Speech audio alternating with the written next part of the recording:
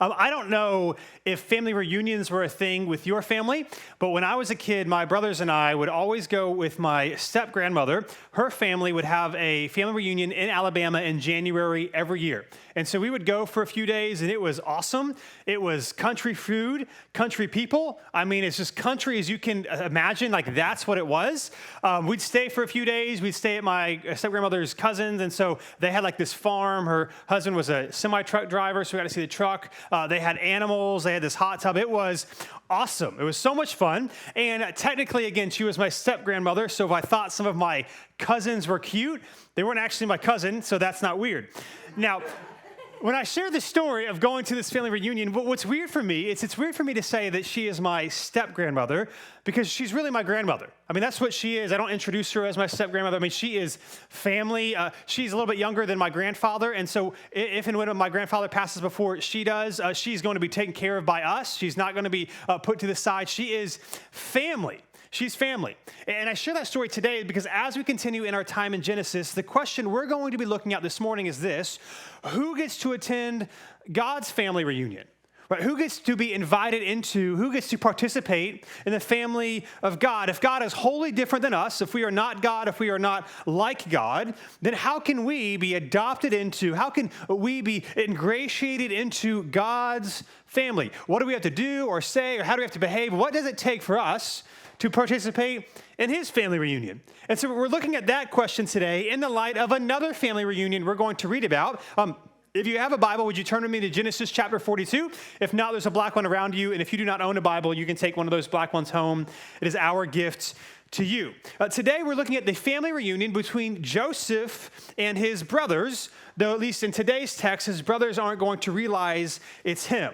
And what Joseph's going to do is he's going to test his brothers to see if they have changed, right? Do they really care for everyone in their family? Because if you've been with us, the Joseph story started, he was the 11th of 12 brothers. He was favored by his father. He had a position of authority. And so he has dreams that his brothers and his family are going to bow down to him in the future. And so basically they sell him into slavery. They tell their dad that he was killed by a wild animal. He gets sold into slavery. Then he gets put into prison for something he didn't do. But then he interprets the Pharaoh's dream. He talks about how there's going to be a famine and then how there's going to be years of plenty. And so long story short, if you haven't been with us, he gets elevated into one of Pharaoh's most coveted high governmental position. And he's running really the country when it comes to food and grain. So he makes a plan of how they're going to collect grain for the first 7 years of this excess and then how they're going to distribute the food when the 7 years of famine come. And so now Joseph's in this high-ranking position in the Egyptian government, and the famine has started. Not just in Egypt, but in the surrounding regions of Egypt, people are starving, and so they're beginning to come to Egypt because they've heard that there's grain that they can buy there. And so that's where we're going to pick up the story. Chapter 42, verse 1, it says this: when Jacob learned, this is Joseph's dad, when Jacob learned that there was grain in Egypt, he said to his sons, "Why do you keep looking at each other? Listen," he went on, "I have heard that there is grain in Egypt. Go down there and buy some for us so that we will live and not die." So again, the famine is impacting not just Egypt, but the land of Canaan, which is kind of like Israel, Palestine, Middle East area today, the places around Egypt as well. Jacob hears about the extra food, and so he's instructing his sons, who are adults in their own right at this time, but Jacob is still alive. He's kind of the patriarch, the authority of the family. And so he says, for us to survive, you guys need to go to Egypt and buy some grain. Verse 3, it says this: so 10 of Joseph's brothers went down to buy grain from Egypt. But Jacob did not send Joseph's brother Benjamin with his brothers, for he thought something might happen to him. The sons of Israel, which are the sons of Jacob, were among those who came to buy grain, for the famine was in the land of Canaan. And so Jacob sends 10 of his sons, and if you actually make a timeline of events of what have happened, Joseph's life, it's been about 20 years. So Joseph has been in Egypt for about 20 years now. For 13 years, he was enslaved, and then for some of that, he was also imprisoned. And then there's been at least 7 years of plenty because the famine has started, so it's been at least 20 years. since Joseph has been there. Joseph's brothers would probably be in their 40s or 50s at this point. So they're adults. They're married. They have kids of their own. But again, Jacob's still kind of the leader of the family and of the tribe. Yet interestingly, Jacob won't send Benjamin. So Benjamin was Joseph's only full brother. He wasn't a half brother. He was a full brother. He was the only remaining son that Jacob had with his favorite wife, Rachel, because Rachel died in childbirth with Benjamin.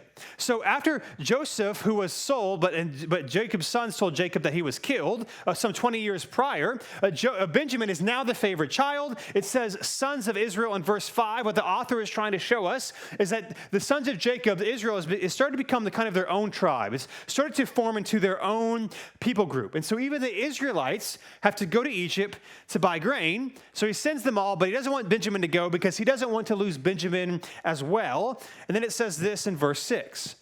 Joseph was in charge of the country. He sold grain to all its people. His brothers came and bowed down before him with their faces to the ground. When Joseph saw his brothers, he recognized them, but he treated them like strangers, and he spoke harshly to them. Where do you come from? He asked. From the land of Canaan to buy food, they replied. Although Joseph recognized his brothers, they did not recognize him. So his brothers come down. Joseph, he's the one overseeing all of the grain. Now, he certainly did not meet with everybody and every foreigner who came into the land of Egypt. And so it was in God's providence that he gets placed in front of his brothers. And again, for us, we kind of read these things quickly. Can you just for a second imagine what this must have been like for Joseph? It's been over 20 years. He likely never thought he would see his family again. And then all of a sudden, out of nowhere, it's his brothers. Like, what would you do in that situation? It's his brothers. Now, his brothers don't recognize him. Now, it's important to remember he was 17 when he was sold into slavery, and so he wasn't like 25 or 35. Like, he was still growing and developing. Most of us do physically change from the time we're teenagers to when we're older, unless you're me. So I actually had my driver's license until last year was from me when I was 18. Like, I always just updated online, and so it was still 18-year-old me before I got one of those real IDs, and so they had to take a picture. And I always told Christina, I was like, I ain't changed at all, just the hairline. Like, that's it. And she's like, no. But to me, I look the same. And so apparently the people at the DMV said I didn't look the same either. But other than me, most people change as they get older. Not only that, again, Joseph's brothers, there is no world in the world in which his brothers would ever think not only would they see Joseph again, but that he'd be a high-ranking Egyptian official, and Joseph would have been addressed in Egyptian royalty. He likely would have had some sort of face paint or makeup on to kind of signify his position. And as we'll see here in a little bit, he's actually speaking through an interpreter right now. Although Joseph knows their language, they're not speaking. When they speak to him, they kind of speak through an interpreter, and so that they have that going on as well. So his brothers have no idea that this is actually Joseph. Then verse 9, it says this, Joseph remembered his dreams about them, and he said to them, you are spies. You have come to see the weakness of the land. No, my lord, your servants have come to buy food, they said. We are all sons of one man. We are honest. Your servants are not spies. No, he said to them, you have come to see the weakness of the land. But they replied, we, your servants, we were 12 brothers, the sons of one man living in Canaan. The youngest is now with our father, and one is no longer living. So again, remember, back in Genesis 37, before Joseph was sold into slavery by his brothers, he has two dreams where there's essentially different things are bowing down to him. And he interpreted it and shared it to his family as if it represented them, that his whole family is going to one day bow down to him. Remember, he's the second youngest, and so not only was he favored by Jacob, then he has dreams like this, and so it's just added to the disdain that his brothers had for him. And so he says that, and yet here it is, all right, it's happening fruition. His brothers are actually bowing to him. But then in response, he accuses his brothers of being spies. He's like, you're only here to try to find the weak parts of our Egyptian land so that you can go back and gather your tribe and try to attack us. And so here, Joseph is going to start testing his brothers to see if they have changed or if they are still the same. So as a part of their plea for innocence, they say, no, if we were spies, do you think our father would really send 10 brothers, like 10 of us? Because if something were to happen to us, he'd lose 10 sons. Like if you were trying to spy on a land, you wouldn't send all of your sons like this. We're all the same. We're all the sons of one man, which is actually more true than they realize because Joseph is also the same son of that man. And so again, we're not spies. If we were spies, this is not how it would have been done. And so they continue this back and forth. They continue to talk. And then Joseph basically has this idea where he puts them in jail for 3 days. He's like, no, you are spies. He puts them in jail for 3 days. And then at the end of that, he lets 9 of the 10 brothers go back to their land of Canaan to retrieve the brother Benjamin. And then they would leave one brother in Egypt. And the only way to get this the brother that's still in Egypt, was to come back with Benjamin to retrieve him. If they don't come back, then this brother is going to stay. And the question is, will they come back for just one brother, or will they be more happy with their own freedom not to return? So he sends them back. The only one that has to stay is Simeon. So Simeon stays. They go back. On their way back to their father, they start to assume that this is happening to them because they're being punished for how they treated their brother Joseph all those years before. And they actually have this conversation in front of Joseph, but they don't know Joseph can understand them because they don't know that Joseph can speak Hebrew. They're speaking Hebrew to each other, assuming he has no idea what's going on. He hears that they're arguing about these things. He hears that they're arguing about his own death. And so Joseph actually has to leave the room because he's overcome with emotion. And then he orders that all their grain be filled. He orders without them knowing that all their silver that they came to buy the grain with be put back in their sack. And he sends them all home except for Simeon. So they get home. Once they get home, they tell Jacob what happened, how they had to leave Simeon, and how the only way for them to buy more grain in the future and to get Simeon back is that if Benjamin returns with him. That's the only way.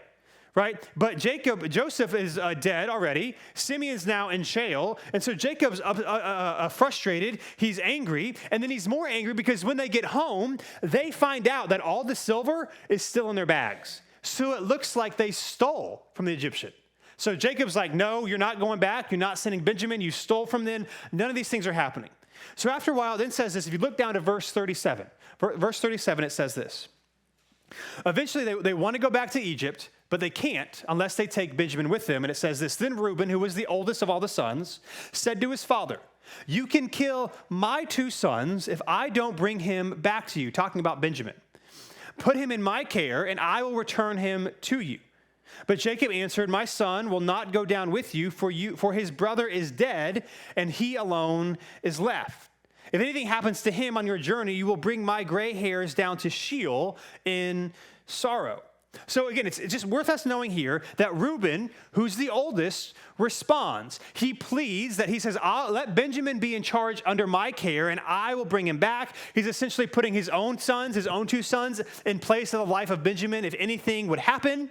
But even though Jacob rejects it, it is hard not to see Reuben genuinely desiring to do right by Simeon, by his father Jacob, and by Benjamin.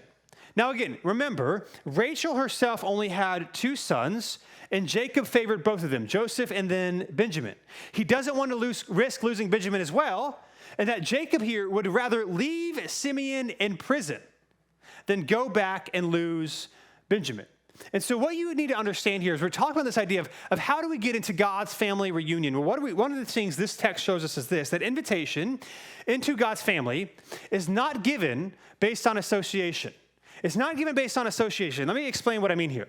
Reuben, he's the oldest. Jacob is getting up there in years, and so he's traditionally supposed to have the most authority of all the brothers. He's supposed to start getting some of the authority of Jacob placed on to him. Yet if you read the story of what happened to Joseph, his brothers actually sold Joseph into slavery without telling Reuben. Like Reuben wasn't there when they decided to sell him into slavery. And now Jacob rejects Reuben's offers to bring him back to Egypt, bring Benjamin with him to Egypt. Now, again, if you've been with us, you know that he's already blown it previously with Jacob. So just because he's the firstborn, it doesn't automatically grant him this acceptance, right? He slept with Rachel's maidservant after Rachel died as kind of this power play of sexual dominance. And so he's lost his position of authority. So even though he is the oldest, and traditionally speaking, he should be the one to care for Benjamin, just because he is the one in position of authority does not grant him the association or the privilege to get to do what he wants to do. I kind of maybe think of it this way. In the South, it's kind of funny to me. Many times in the South, we assume that we are good with God just by association. So let me give you an example. I hear it very often of for example, well, I have a family member somewhere, like my sister's friends, brothers, cousins, aunts, uncle, whatever, who's a pastor, or they work for a church. And so the assumption is I'm good. Because I actually have a friend that like says this to me all the time. He's like, no, I'm good because you. Like, you're going to get me in. Like, I'm good, right? Or you'll hear things like, well, I prayed a prayer one time when I was 8 years old. Like, I'm not following Jesus now, but like I prayed the prayer. I came down to church, and so I'm good. Or I went to church when I was a kid. Or I go like on Christmas and Easter, or every once in a while when I feel bad or when I've made a bad decision, and so I'm good.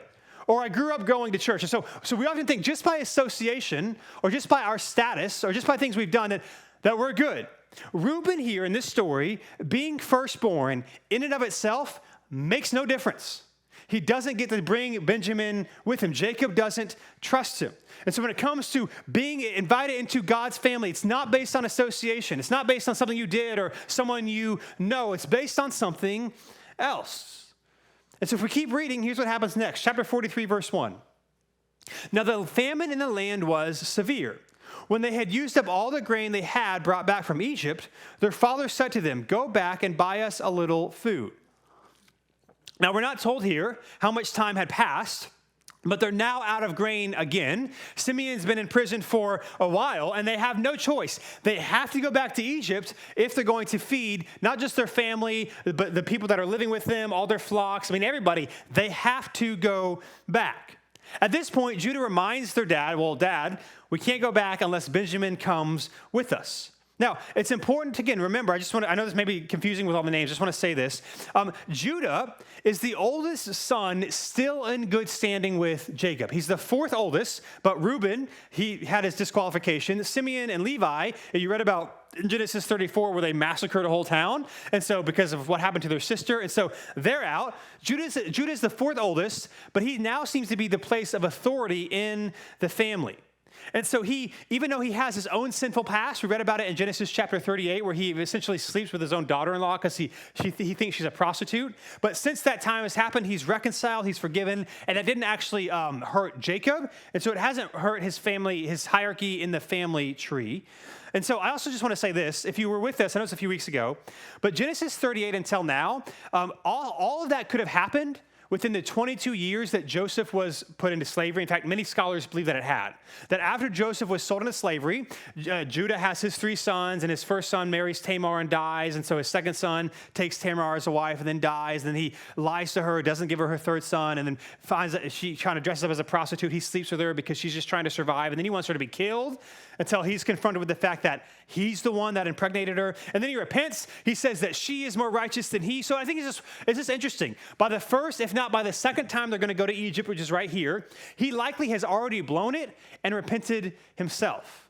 And now he is the one who's going to be in charge of the family. He's been humbled by his own sin, and now he's going to go. And so Jacob is going to actually trust Judah. So he allows Benjamin to go back with the brothers under the care of Judah. He's still upset with the whole situation, but he allows them to go. He tells them to bring twice as much silver to pay back for the silver that they brought back the first time, and to buy more silver again. He even gives them extra gifts to bring to the Egyptians when they go down there. He prays that God will protect them. And then it says this, chapter 43, verse 15. If you look down to verse 15, it says this. The men took this gift, double the amount of silver, and Benjamin.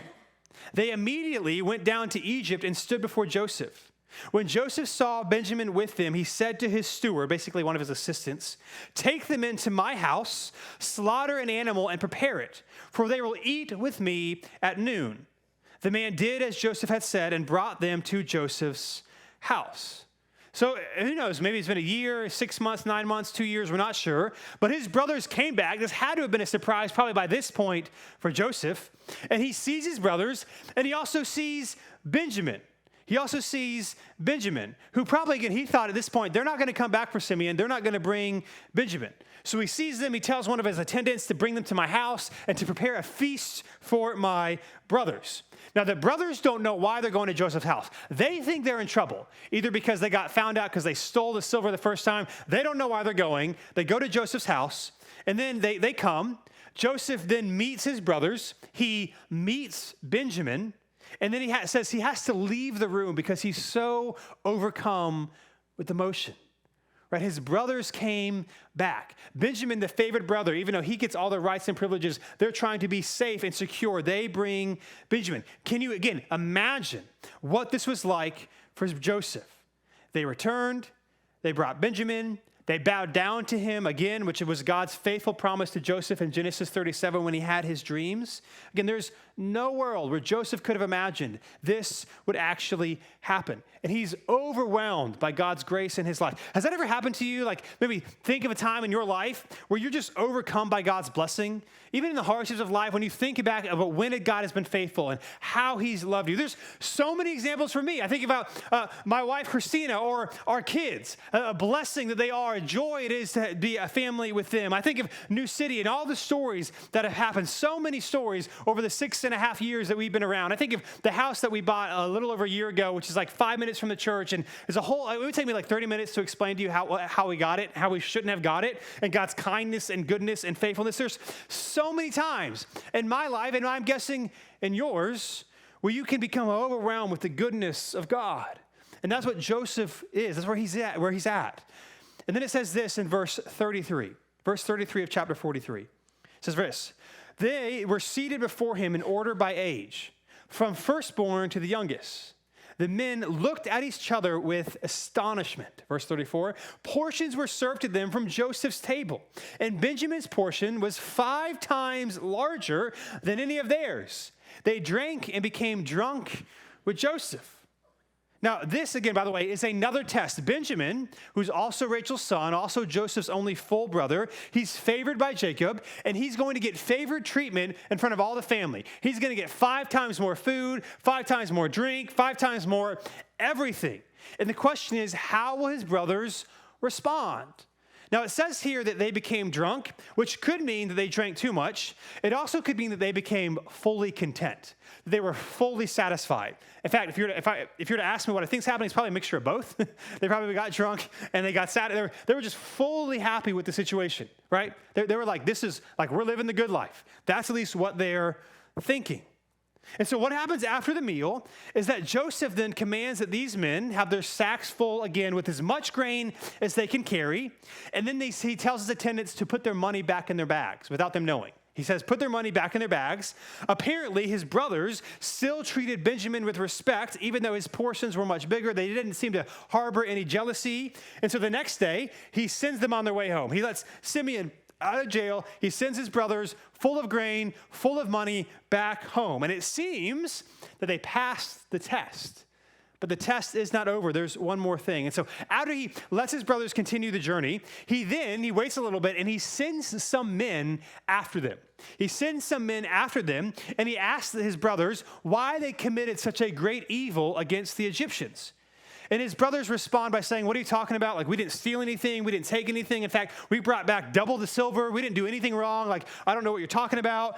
And so basically they say, well, the people that came after them say, hey, let us search all of your sacks. And if we find anything that you should not have had, we're going to take that person back with us. If you didn't take anything, you're free to go. But anyone who took something, they have to come back with us. And so it says this, chapter 44, verse 11. Chapter 44, verse 11, it says this. So each one quickly lowered his sack to the ground and opened it. Verse 12. The steward searched, beginning with the oldest and ending with the youngest. And the cup was found in Benjamin's sack. Then they tore their clothes, and each one loaded his donkey and returned to the city. Now, the narrator here doesn't say anything about the silver that was in their sacks that they didn't know about, but instead it focuses on a special cup. There was some sort of royal special cup that was in Benjamin's sack. Now, Benjamin didn't put it there. Someone else put it there, but it's in his sack, which means that now he has to come back and be enslaved in Egypt. But the brothers' response here is significant, right? They could have left Benjamin. They could have been on their own way. Yes, it would have not been pleasant to meet their father, but at least they would have lived the rest of their life in freedom. Instead, what do? They all return. Nobody is going to leave Benjamin behind. For all they know, Benjamin did actually steal the royal cup. They don't know, but they know it wasn't their fault, and yet they won't leave him. Like, something has changed in his brothers to say, we're not going to leave our brother, even if he's unfairly treated, unfairly blessed by our dad. And then verse 14, it says this, when Judah, because he's kind of the leader of the brothers now, when Judah and his brothers reached Joseph's house, so they all go back, he was still there. Joseph was still there. They fell to the ground before him. "What have you done?" Joseph said to them. "Didn't you know a man like me could uncover truth by divination?" Basically he's saying, like, don't you know that someone in this high position of power, I have special access to the gods? Now he doesn't know, he kind of thinks that he's just a normal Egyptian. Like, don't you think that I would be able to find out if you stole something from me? Verse 16, "What can we say to my Lord?" Judah replied. "How can we plead? How can we justify ourselves? God has exposed your servant's iniquity. We are now my Lord's slaves, both we and one in whose possession the cup was found." So again, notice Judah is the leader here. He's the one that speaks on behalf of the rest of his brothers. Joseph says, "Did you really think you could steal from me and not be found out?" Yet Judah says, "We have no defense," even though he didn't steal anything. Like, we have no defense. We're all going to become your slaves. Right? In other words, the brothers are passing the test. They're not going to leave their brother, yet Joseph continues. Verse 17, "Then Joseph said, 'I swear that I will not do this. The man in whose possession the cup was found will be my slave. The rest of you can go in peace to your father.'" Right? But then Judah, again, goes back and forth with Joseph. He still pleads with them. He says, "We cannot leave without Benjamin. If Benjamin must stay, we're all going to stay." In fact, he said, "I personally promised our father that I would return Benjamin. And so if he does not come back, I'm not coming back. If Benjamin cannot go with us, we're all going to stay here." Judah is trying his best here, but what's interesting is it's not working. No matter what he says or promises or does, none of it is working. And as we think of our own lives, again, how can we participate in God's family reunion? How can we invite into the kingdom of God? One of the things this text also shows us is this, that invitation into God's family isn't given based on effort. Invitation into God's family is not given, not just based on association and who you know or who your family member's with, but even on what you do, right? All the effort, all the work that Judah and his brothers have put in here still aren't enough for Benjamin to be freed. To them, this Egyptian official won't let Benjamin return no matter what they do. For us, for God, it's like, "God, I promise not to say that again. I promise not to do that again. I promise not to look at that thing again. I promise to be more generous in the future. We promise all these things." Or we say, "God, I'm going to try hard. I'm going to do better." Yet this story shows us it's not enough. It's not enough. And the reason we say this, again, we've seen this throughout Genesis, right? Scripture is a unified story that leads to Jesus. And so when you have Jesus in view and who God is and how God treats them, you see Joseph is actually a God-like character. Not that he is God, but Jesus is a better and a fuller fulfillment of Joseph. And so when you see how Joseph treats his brothers, it shows us that just like we promise and we beg and we plead to be better before God, that ain't it. That's not what gets us in. So what is it? Like, what is it? If it's not based on who we know and what we do, where does that leave us? Well, here's where this leaves us. Verse 30 to the end, the last thing we'll read. Chapter 44, verse 30. And Judah says this, "So if I come to your servant, my father, and the boy is not with us, his life wrapped up with the boy's life, when he sees that the boy is not with us, he will die. Then your servants will have brought the gray hairs of your servant, our father, down to Sheol and sorrow." In other words, he's going to die. Verse 32, "Your servant became accountable." Again, this is Judah speaking, talked about himself. "Your servant became accountable to the father for the boy, saying, 'If I do not return him to you, I will always bear the guilt for sinning against you, my father.'" Verse 33, "Now please let your servant remain here as my Lord's slave in place of the boy. Let him go back with his brothers. For how can I go back to my father without the boy? I could not bear to see the grief that would overwhelm my father." Now, what a plea. I mean, what a plea. What a transformation by Judah. That not only is he doing everything he can for Benjamin, but then he offers to take himself in place as a substitute for Benjamin. He says, "Take me." He says, "Let me be your slave," even though Judah did nothing wrong. He says, "Take my life, only let him go." He says, I will not return to my father without his son." By the way, if you read the story of how Joseph was sold into slavery, guess whose idea it was? Judah's. Judah came up with the idea to sell him to slavery. And now Judah is saying, "I will give my life for my brother, even though I have done no wrong." And so as we read the story of Genesis, who does this sound like? Right? Who does this sound like? Right? Who else gave himself up for another, even though he himself was innocent? Who else wouldn't return to the Father without making a way for God's children to be accepted into the family of God? Again, Judah was the one who sold Joseph into slavery. He was the one who disowned his own daughter-in-law in Genesis chapter 38, and then later sleeps with her because he thinks she's a prostitute. And then when he finds out she's pregnant, he wants her killed until he finds out that he's the father. He's the one that did it. Like, Judah does not have a good resume. Like, he's not the one that you want to compare yourself against, or maybe you do if you want to make yourself feel better, right? And yet here, Judah is the one foreshadowing our Messiah. He is showing us what must take place for us to be welcomed into God's family. He is pointing to us a picture of the gospel, where Jesus came, lived a sinless life, and gave himself as a ransom for many. That he died in our place as our substitute, so that we might be invited into the kingdom of God.